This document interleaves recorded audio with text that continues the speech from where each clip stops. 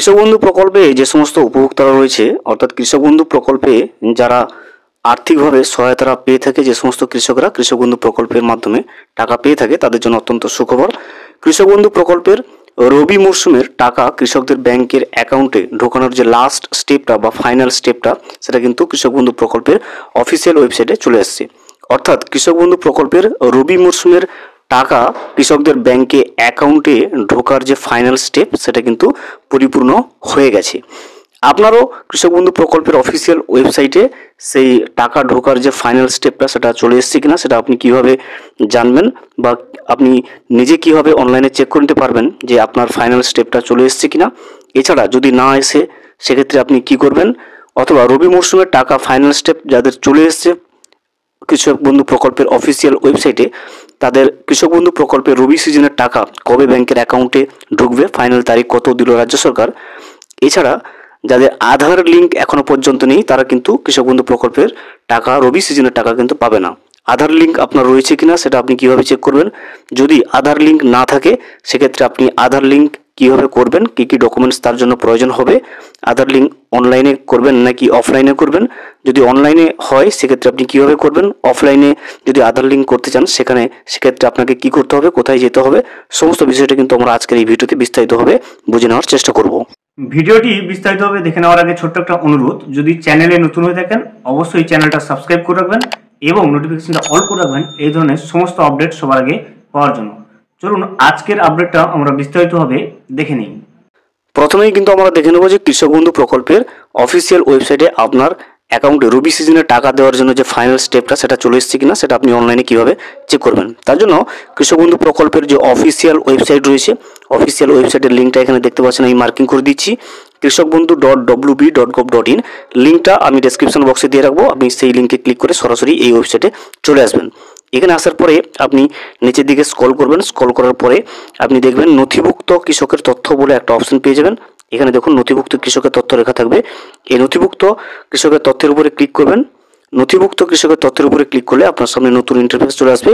এই ইন্টারফেসের মাধ্যমে কিন্তু আপনি কৃষক বন্ধু প্রকল্পের আপনার পেমেন্টের স্ট্যাটাসটা, রবি সিজনে টাকা ঢোকার যে ফাইনাল স্টেপটা চলে এসেছে কিনা, অথবা আপনার যে পেমেন্টের স্ট্যাটাস সেটা কিন্তু আপনি এখান থেকে চেক করে নিতে পারবেন। দু তিনটে অপশন পেয়ে যাবেন এখানে।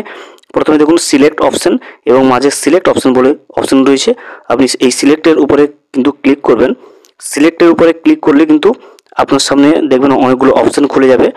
দেখবেন এখান থেকে কতগুলো অপশন চলে আসছে স্ক্রিনে, ভোটার কার্ড, আধার কার্ড, ব্যাংক অ্যাকাউন্ট নম্বর, কেবি আইডি, এছাড়া দেখুন মোবাইল নম্বর, অ্যাকনোলেজমেন্ট নম্বর, এগুলোর যে কোনো একটা দিয়ে কিন্তু আপনি কৃষক বন্ধু প্রকল্পের পেমেন্টের স্ট্যাটাস বা স্ট্যাটাসটা কিন্তু আপনি নিজেই চেক করে নিতে পারবেন। তো আমরা কি করব, এখানে যেটা আপনার হবে, আমি আধার কার্ডটা সিলেক্ট করলাম। আধার কার্ড সিলেক্ট করার পরে দেখবেন এখানে আইডি কার্ড নম্বর, এখানে যে আইডিটা সিলেক্ট করলেন সেই আইডি নাম্বারটা এখানে দেবেন। যেহেতু আমরা আধার কার্ড সিলেক্ট করেছি সেক্ষেত্রে কিন্তু আমরা এখানে আধার নম্বরটা কিন্তু বসিয়ে দেবো। আধার নম্বরটা বসিয়ে দেওয়ার পর দেখবেন এখানে একটা জিনিস পেয়ে যাবেন, আমি আই এম নট এ রোবটের উপরে ক্লিক করবেন। আধার কার্ড সিলেক্ট করার পরে আপনি কিন্তু দেখবেন এখানে নিচে অপশন পেয়ে যাচ্ছেন আইডি কার্ড নম্বর, অর্থাৎ যেহেতু আমি আধার কার্ড সিলেক্ট করলাম সেক্ষেত্রে কিন্তু আমি এখানে আধার নম্বরটা দেবো, এবং আধার নম্বরটা দেওয়ার পরে দেখবেন এখানে I am not a robot রয়েছে, এই জায়গাটি কিন্তু একটা টিক করে দেবেন, এবং তার নিচেই কিন্তু সার্চ অপশন রয়েছে, সার্চ অপশনের উপরে ক্লিক করে নেব। যেহেতু আমি আধার কার্ড সিলেক্ট করেছি, আমি আইডি কার্ড নম্বরের জায়গায় আধার নম্বরটা বসাবো, আই এম নট এ রোবটের উপরে চেক মার্ক দেবো, এবং তারপরে কিন্তু সার্চ অপশনের উপরে ক্লিক করে নেব।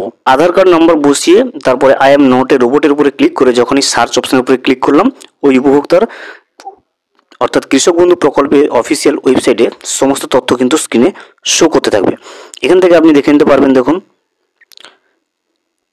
একেডি আইডি, তারপর রয়েছে কেবি আইডি, ভোটার নম্বর, আধার নম্বর, ফার্মারের নাম, ডিস্ট্রিক্ট, ব্লক, গ্রাম পঞ্চায়েত, ভিলেজ এবং টোটাল ল্যান্ড অর্থাৎ জমির পরিমাণ, সমস্ত তথ্য কিন্তু এখানে স্ক্রিনে শো করবে।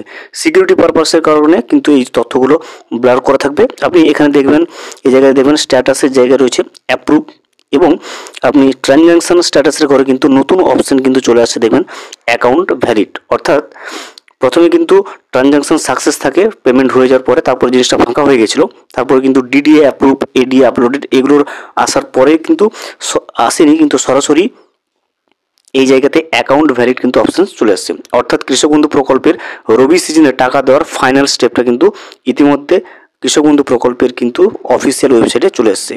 যাদের যাদের অ্যাকাউন্ট ভ্যালিড অপশন চলে এসছে ট্রানজ্যাকশন স্ট্যাটাসের ঘরটাতে, তাহলে তারা বুঝবেন যে কৃষক বন্ধু প্রকল্পের রবি সিজনের টাকা তারা খুব শীঘ্রই তারা তাদের ব্যাংকের অ্যাকাউন্টে পাচ্ছে।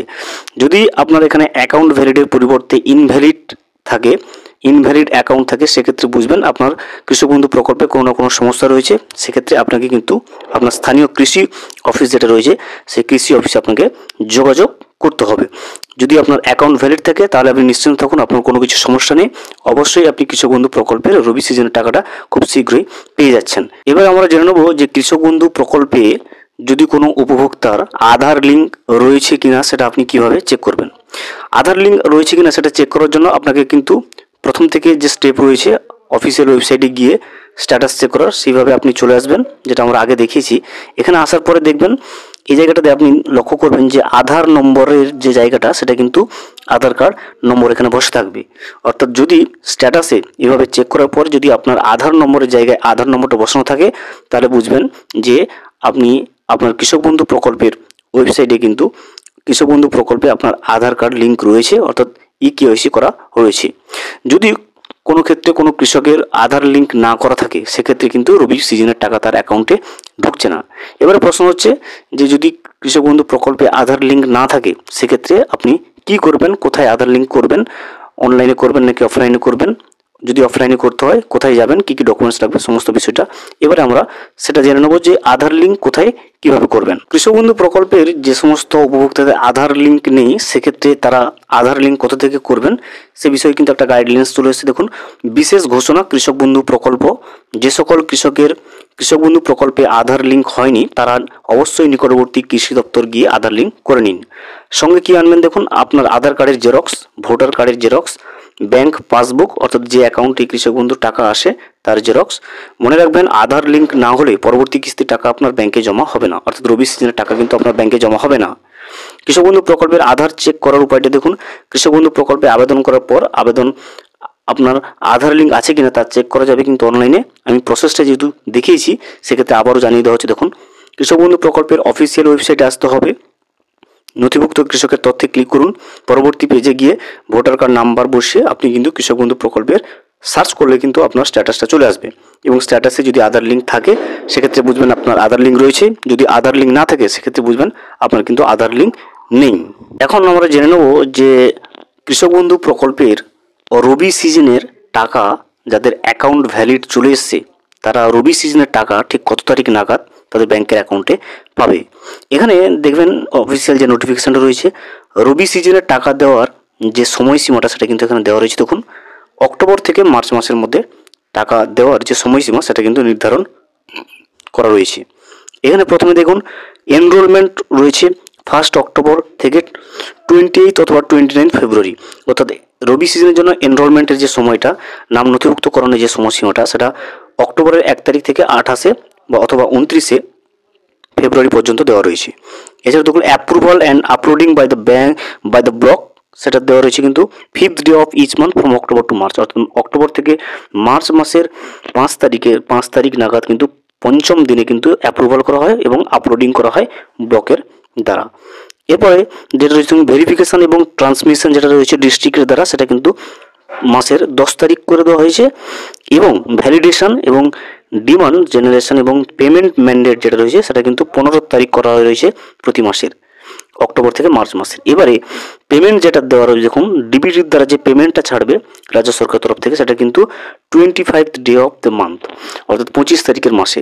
যদি কোনো উপভোক্তার অ্যাকাউন্ট অর্থাৎ কৃষক বন্ধু প্রকল্পের অফিসিয়াল ওয়েবসাইটে অ্যাকাউন্ট ভ্যালিড অপশানটা চলে এসছে, সেক্ষেত্রে আমরা বলতে পারি যে বিভিন্ন আগের যে কৃষক বন্ধু প্রকল্পের রবি সিজনের টাকা দেওয়ার সময়সীমাগুলোকে সামনে রেখে আমরা বলতে পারি যে 2025 সালের রবি সিজনের টাকা কিন্তু যাদের অ্যাকাউন্ট ভ্যালিড অপশান চলে এসছে তারা ডিসেম্বরের 1st উইকে কিন্তু পেতে চলেছে রাজ্য সরকার তরফ থেকে কৃষক বন্ধু প্রকল্পের প্রত্যেকটা কৃষক বন্ধু প্রকল্পে যারা নথিভুক্ত রয়েছে কৃষকদের ব্যাংকের অ্যাকাউন্টে ডিসেম্বরের প্রথম সপ্তাহে কিন্তু কৃষক বন্ধু প্রকল্পের রবি সিজনের টাকা তাদের ব্যাংকের অ্যাকাউন্টে ঢুকতে চলেছে।